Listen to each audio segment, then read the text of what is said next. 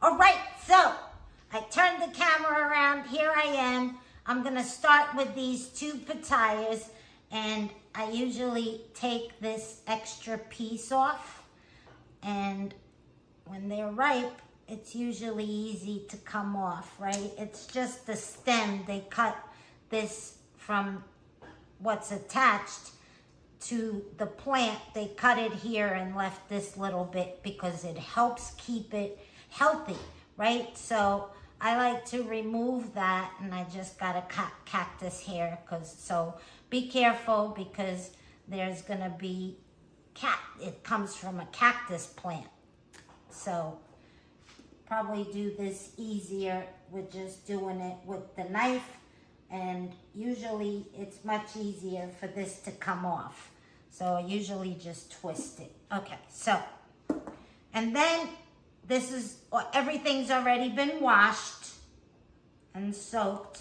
So what I usually do, it's a funky thing, but that way we could both experience this fruit as if we were eating them separate. So I give him half, me half, and then I do the same thing with this one. We're still having, and then I get kind of anal, and I make sure that the opposite end is also on the plate. So you're getting a complete one, but you get a taste, because from fruit to fruit is a completely different taste, which is a funny thing about fruit, right? Each one of these mangoes is gonna have a different characteristic, because even on the same tree, one is not like the other exactly, right? So that's the first thing I do. Then I wanted to show you another thing. I purposely left this PLU code here for you to see what happens, right? So usually before I wash, and as you see, all of these, I did that, but I purposely made sure I left one on so I could mention this, because these little things are gonna make your life so much easier, right? So these don't have anything. The tag came right off because it was dry, right? Before I hit it with any water, I removed all the tags. This one, I left it on and it got wet. I had to rinse it, and look, you can't really take it off. You have to like literally scrape it, and it takes forever once you get it wet. So I can cut this off. I picked this one because it's in a spot where you'll see what I do next with this. So let me show you what I do. I'm not even gonna bother because I'd be here for another 20 minutes trying to get all this glue that now got wet and it adhered more. So what I do, I'm gonna move this a little bit closer. Let me know if this is good, so you could see the cutting board even better, because we don't really need too much of this space. So what I do is I take my paring knife and I go along the whole perimeter of this mango, and you saw where I started, right? I'll do another one so you could see it, but I started where this stem that used to be there is, right? So that's how this fruit gets all the energy from the actual tree. So I started here, and now not only do I have a flat space to work on, but also I could eat the pit that's in the middle here, and it also gives me a baseline of where I should be cutting. And as you could see, once I feel the pit, I kind of pivot my hand a little bit towards the outside, and then I go back in. So I go around that whole pit, right? And that's the key to that. And one side of the pit in this particular kind of mango is usually one side is flatter than the other one has more of a curve to it. So you have to keep that in mind. And again, as you go down with your knife, feel that pit and go right along that pit. You see what I did there? Look at that. It's like right up to the pit. But what we like doing is now there's a little bit of skin left there that I could easily remove, right? And so you have a nice clean pit that you could gnaw on, right? It's the best part and the most fun. And so then I could go about my business of cutting this mango and putting it on the plate, right? So we know we're gonna eat at least one mango each. And as you see, I'm doing this, I did the same thing with this mango. I'm gonna give him half. And of course there's only one pit, so he gets the pit of this mango and I'll get the pit of the next mango. So that's that one, right? So 2 great tips right there. So again, starting here, and I'm gonna make a nice 1.25 inch wide all the way around, peeling that mango all the way down to the other end. And I have this perfect circle around. So again, these are things that will save you time and money as well, and you don't waste as much because of the rest of the tips that I got you going on with today. So, because I know these are some of the things that my clients, for example, struggle with. Like, what do I do with my fruit when it gets too ripe? I can't finish it all, etc., right? And once you have these tips from somebody that's been doing it for, I've been doing the frugivore diet, right, for about 5 years now, and I was raw vegan 10 years prior to that. So it's a long time, not to mention that before that I was a chef, right? And I am a raw vegan chef. So these little tips that we acquire, why not share them and make everybody else's life much easier? So this is kind of good. I think we could each have another half. So I'm gonna process another one, because this is our first meal and we like having a nice big meal so we don't have to worry about eating, right? That's another great tip for you guys. How do I stay full long enough, because I don't get my lunch time now until 2 o'clock, right? And it's 11. So you want to make sure you put enough in, and then that you, once you start feeling a little hungry and it's 2 hours still until lunchtime, you should have something to snack on, like maybe some dates.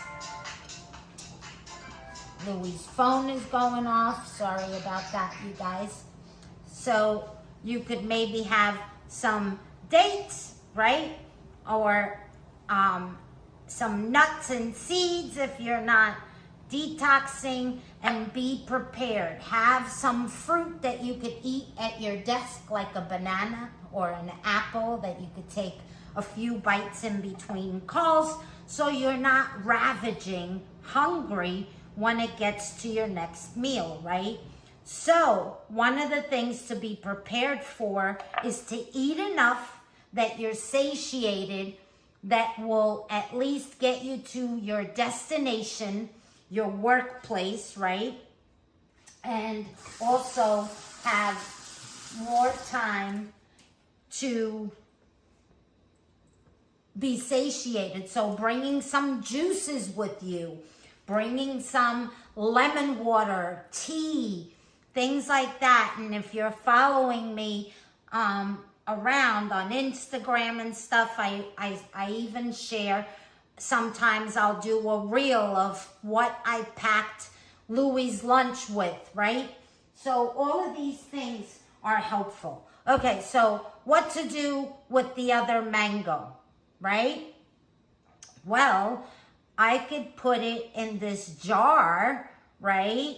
And that jar could either go to work with Louie so he could have it that day, or I can put it in the fridge and I'll have it later, right? And it'll be something that I'll have as a snack or in between meals, whatever, right? And I don't really do meals per se, especially if I'm all fruity, which is I'm about to embark on. So we have a pit. We can't really eat this on the outside. So he's got 2. I'm going to give myself 2 as well. And we got a nice big plate for us to eat, right? So that'll be that. And now I have this 1 mango left over. It'll just be overkill. And you don't want to stuff yourself either. You want to have enough that you feel satiated, keeping in mind that fruit digests much quicker than what your body is usually used to. So you need to give your body enough time to adjust for the stomach even to shrink a little bit, right? So you don't require as much dense food, and your body stabilizes and gets used to, and you start needing less and less to feel satiated. But that is up to your body to actually do, right? What you want to do is you want to listen to your body, right? Learn to listen to your body and give it enough that it will be satiated, right? Because again, 1 piece of fruit, you're going to be hungry in 20 minutes and probably hungrier than if you had no fruit at all, because you've started that process and now your body's like, that wasn't enough. I need more. I'm starving. I went through that in no time, right? So you want to keep that in mind and not be the grazer. You want to, and sometimes we have to be the grazer during the day, but prepare yourself and have enough. Always better to have more than not to have enough, to have too little, because then your body is not going to be like, oh, she doesn't have it available, I'm not going to get hungry. Your body is going to get hungry and it's going to demand food, and you're going to end up making the wrong choices if you're not prepared, right? So why not, hey, I'm going here, I might not be back for a couple of hours. Let me grab that mason jar that I have in the refrigerator and a spoon or a fork and pack that up to go. So if I do get starving, I don't end up buying something on the road because they're not going to have this available. And we want to stay on that fruit, right? So being prepared. So this is what I did with that mango. I'm probably going to pop it in Louie's lunch bag when I prepare it later, right? And yeah, that's it for today. I think I jammed you up with some really great tips. So let me know below, you know, if this was helpful for you, because that's what I really want to do. I want to make this become a lifestyle that you enjoy and that you're not worrying and fretting over things that you really don't need to, because now you have these tools, these tips that you could be prepared ahead of time. My hands were wet anyway. I was gonna touch this mango. Why just pick it up and be lazy and put it in the refrigerator?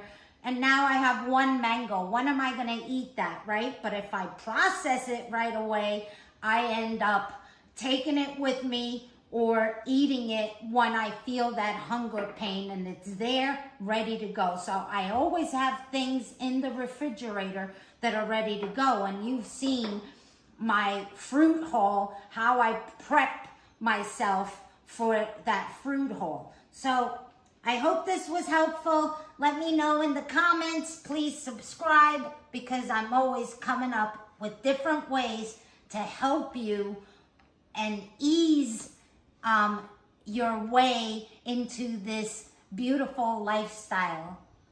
Much love. Bye for now.